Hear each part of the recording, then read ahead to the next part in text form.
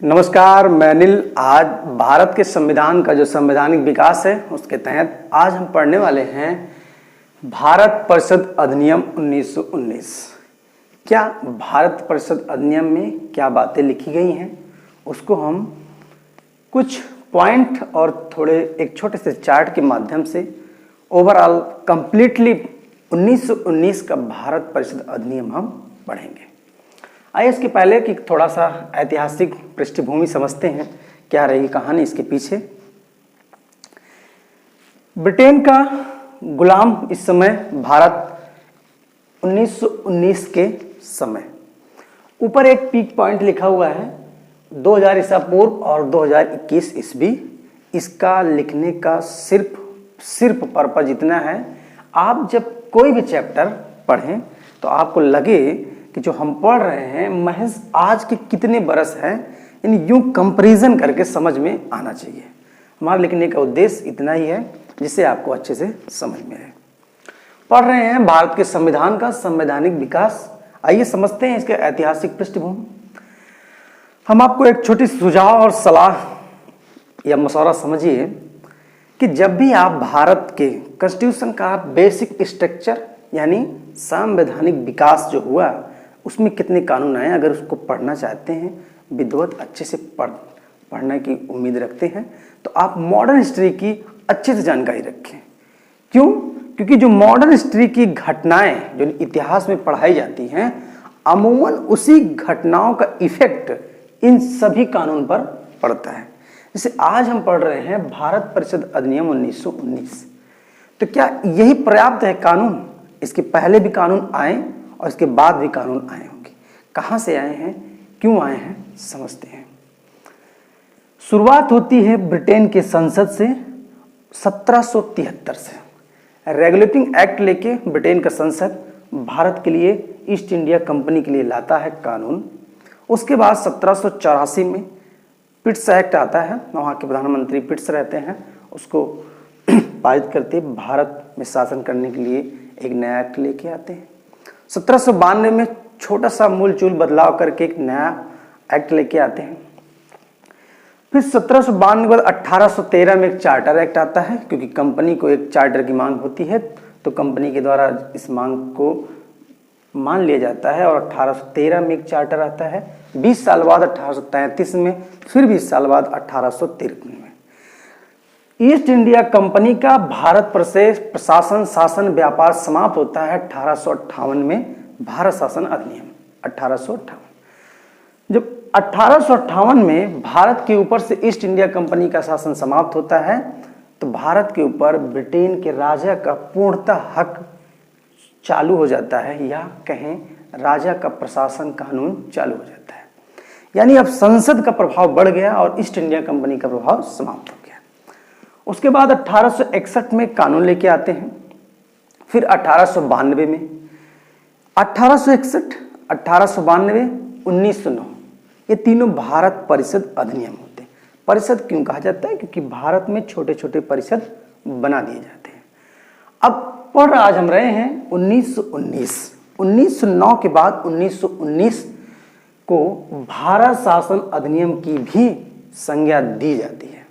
ठीक है, आइए 1919 और 1909 के बीच में कुछ छोटी मोटी घटनाओं को जिक्र कर लेते हैं, क्योंकि उसी का इफेक्ट इस अधिनियम पर पूर्णतः पड़ता है।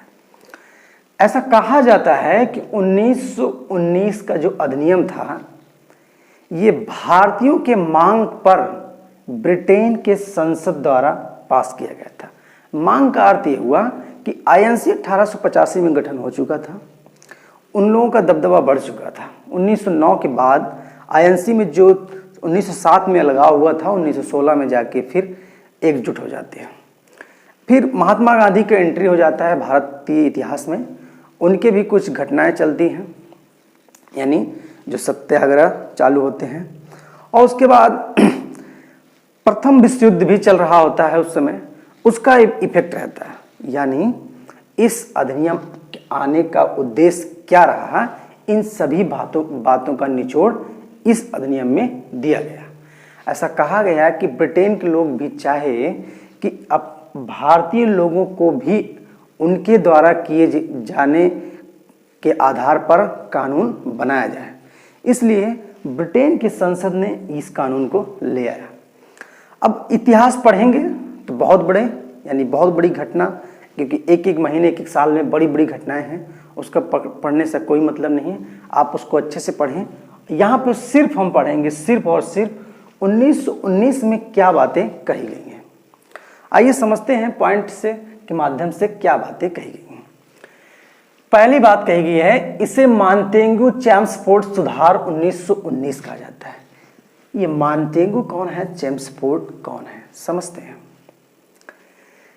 सचिव ब्रिटेन के अंदर 15 सदस्यीय लोग हैं, ब्रिटेन के संसद के सदस्य हैं। इस समय 2 भारतीय हैं, 13 ब्रिटेन के संसद के सदस्य हैं। उसके जो हेड हैं सचिव, वो सचिव कौन है, लॉर्ड मॉन्टेगू। समझ पाए होंगे। इस समय भारत में बंगाल में बैठे वायसराय लगभग 70-80 के लोग हैं। अभी कब, 1919 के पहले कौन, लॉर्ड चेम्सफोर्ड, यानी जब 1919 आया तो लॉर्ड चेम्सफोर्ड है। अच्छा ध्यान से देखिएगा, इसके पहले आया था मार्ले मिंटो सुधार 1909 कहा गया। अब आया मॉन्टेगू चेम्सफोर्ड सुधार। इसका मतलब थोड़ा समझ लीजिएगा। क्या इसके पहले अधिनियम नहीं आए थे? उन अधिनियम में वायसराय थे, गवर्नर जनरल थे, उनका नाम नहीं दिया गया। इसका कारण समझिएगा। भारत में ध्यान समझिएगा, छोटा सा ही परिवर्तन है। मॉन्टेगू साहब ब्रिटेन की संसद में है, भारत में लॉर्ड चेम्सफोर्ड जी हैं। इन दोनों को समझौता के तहत एक कानून खुद बनाते हैं। उस कानून का इफेक्ट जो ब्रिटेन के संसद ने 19 में पास किया उसमें दिखता है। इसलिए कहा जाता है कि ये मॉन्टेगू चेम्स सुधार है। सेम प्रक्रिया 1909 में रही। 1909 में मार्ले मिंटो ने दोनों ने मिलकर एक कानून बनाया। उस कानून का हूबहू खाका उठा के 1919 में रखा गया। इसलिए कहा जाता है मार्ले मिंटो सुधार अधिनियम 1919। बात समझ पाए होंगे। आइए समझते हैं अगली बात। केंद्रीय और प्रांतीय सूची को पहचान कर अलग किया गया। ध्यान समझिएगा, केंद्रीय और प्रांतीय सूची को पहचान कर अलग कर दिया गया तथा केंद्र का नियंत्रण कम कर दिया गया। अपने विषय पर कानून बनाने का अधिकार दे दिया गया। केंद्र इस समय बंगाल में है, जैसे आज का केंद्र भारत में दिल्ली में है, उस समय का केंद्र बंगाल में हुआ करता था। प्रांत छोटे छोटे, मद्रास, मुंबई, उड़ीसा, उत्तरी पश्चिम और पंजाब, ऐसे छोटे छोटे प्रांत थे। तो प्रांत को अपना हक दे दिया गया। ठीक है, अब अपना कानून बनाइए। क्या कानून दिया गया इसको समझिएगा। अब पहले तो ये किया गया कि देखिए, आप जो राज्य, जो प्रांत है, आपका जो हक है वो बांटा गया। केंद्र को अलग और प्रांत को अलग। कानून बनाने का जो अलग अलग खाका दिया गया, 2 भाग बटा। अब फिर से प्रांतीयों को 2 भाग में बांटा गया। वो 2 भाग कौन थे, आइए समझते हैं। प्रांतीय विषय को पुनः 2 भाग में बांटा गया। एक तो केंद्र और एक प्रांतीय अलग अलग ऑलरेडी हुए, लेकिन अब प्रांतीय को भी 2 भाग में बांटा गया। कैसे? एक को कहा गया हस्तांतरित विषय, दूसरे को कहा गया आरक्षित। आरक्षित मतलब और हस्तांतरित। हस्तांतरित में 3 विषय रखे गए, शिक्षा, स्वास्थ्य और कृषि। और आरक्षित विषय में वित्त, रक्षा और संचार। देखिए, आरक्षित से आपको ये थोड़ा थोड़ा समझ में आ रहा होगा। किसी चीज के लिए आरक्षण, यानी किसी को आरक्षण दिया गया। किसको दिया गया समझते हैं। आरक्षित में देखिए, बटा किसका शासन है, प्रांतीय। प्रांत में कितने लोग हैं, एक हस्तांतरित और एक आरक्षित, यानी 2 शासन चलाने के लिए 2 व्यवहारिक रूप से बांट दिया गया। किसमें?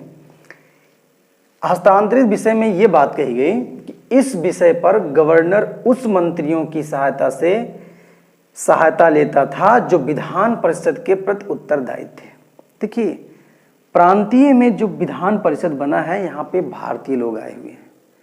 तो यहाँ पे जो कानून बन रहा है गवर्नर जनरल का, इनके प्रति उत्तरदायित्व हैं। उन विषयों को कहा गया हस्तांतरित विषय। समझ पाए होंगे। लेकिन जब यही गवर्नर यहीं पे शासन करने के लिए इन विषयों पर विचार करता है तो इन विषय पर गवर्नर कार्यपालिका की परिषद की सहायता से शासन करता है, जो विधान परिषद के प्रति उत्तरदायी नहीं था। इसका अर्थ हुआ कि जो बंगाल में है कार्यपालिका उसके प्रति उत्तरदायित्व है, ना कि प्रांतीय। बात समझ पाएंगे दोनों डिफरेंस।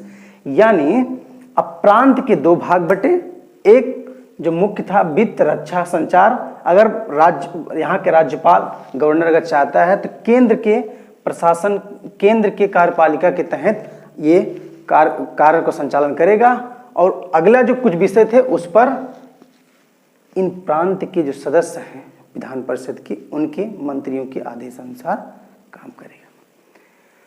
अगली बात समझिएगा, देखिए अब ये दो शासन हुआ, एक केंद्र और एक राज्य। यानी प्रांत में गवर्नर जनरल केंद्र के सलाह पर भी काम कर रहा है और यहाँ के परिषद के सलाह पर भी। इसका मतलब ये हुआ कि द्वैत शासन। अच्छा, ये द्वैत शासन किसने चालू किया? इसके जनक एग्जाम में पूछा गया है कि द्वैत शासन के जनक कौन है, तो नाम सुन लीजिए उनका, लियोनेल कार्टिस। एक लंदन में राउंड टेबल कोई पत्रिका है, उसके संस्थापक उस समय के हुआ करते हैं, उन्हीं का यह देन है। इसी व्यवस्था को द्वैत शासन व्यवस्था कहा गया। बाद में ये व्यवस्था असफल रही, हालांकि जब आएगा तो उसको हम समझेंगे। अब इस एक्ट में द्विसदनीय व्यवस्था तथा प्रत्यक्ष निर्वाचन की शुरुआत हुई। द्विसदनीय व्यवस्था का मतलब जो वायसराय का परिषद है इसमें दो सदन बना दिए गए, एक लोकसभा एक राज्यसभा। वो कैसे बटे उसको समझ लेते हैं। लोकसभा को केंद्रीय विधानसभा कहा गया और उसी को निम्न सदन कहा गया। इसमें 145 सदस्य हैं, इनका कार्यकाल 3 वर्ष था, ये निर्वाचन होके आते थे, ठीक है। अच्छा, जो राज्यसभा था उनको राज्य परिषद कहा गया, इनके कुल 60 ही सदस्य होते थे और इनका कार्यकाल 5 वर्ष होता था और इन्हें उच्च सदन कहा जाता था। बात समझ पाए होंगे। अगली बात क्या कह रहा है, वायसराय के परिषद कार्यकारिणी परिषद, जो वायसराय बंगाल में है उनकी कार्यकारिणी परिषद 6 सदस्यों में 3 भारतीयों को होना आवश्यक कर दिया गया। इसका मतलब कुल सदस्य कार्यकारिणी में 8 लोग हैं।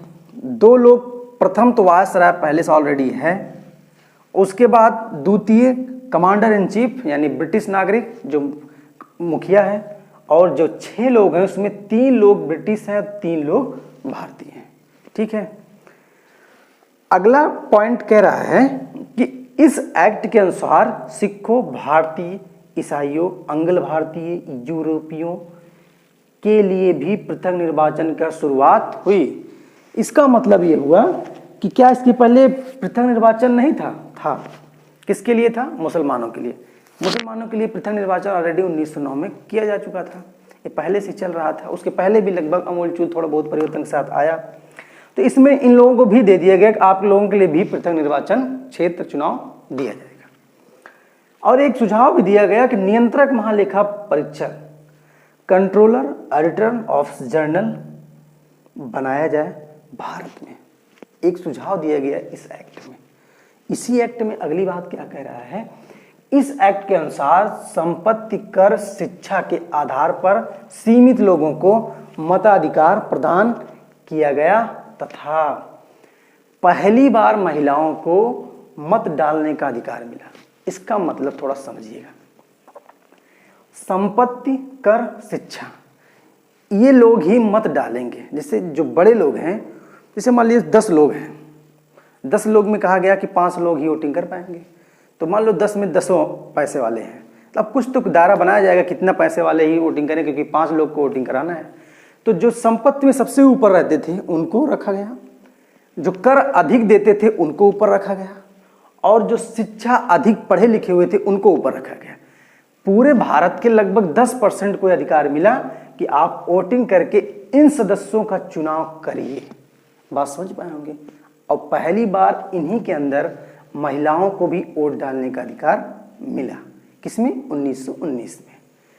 एक अगली बात 1923 और 24 में आई थी ली आयोग।